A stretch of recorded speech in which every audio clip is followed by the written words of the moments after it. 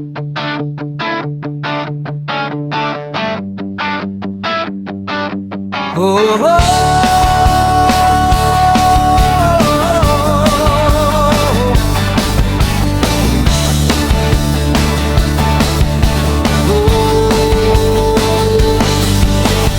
may rason na ikasulti matakadlaw, nganong undangon ang pakik sandurot kanimo. Adlaw ug gabi na sinati ko ang presensya mo. Daw sama sa usa ka kalipay nga dili hitugman. Ikaw ka na o Ginoo, kanunay nagpasinati ka nako. Kawatan man ug paglaom ang matag usa, dili mahigop man ang kaayong mga nabati ko. Nagdagan ang mga tuig ug bulan, klaro kaayo nga ikaw anak. Daw sama sa usa ka dugos ang kakambis, ikaw ka na o Ginoo, kanunay nagbusog ka nako. Puno sa grasya nga gihatag mo sa kalibutan ko, gihandom ko kini samtang aduna pa'y panahon ug buhi pa ako.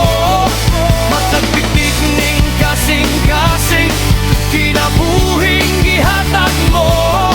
Puno sa grasya ka o Ginoo, dalay ko ng pangalan mo. Musa kitang tanan nalagaran ng buhing Ginoo, sa dugo niya kita nakadawat ug kinabuhing dayon. Magmainiton kita sa atong pag-ilaw, pag-alagad kaniya. Musulbong sa iyang dapit ang panagsimba sa iyang tatahan.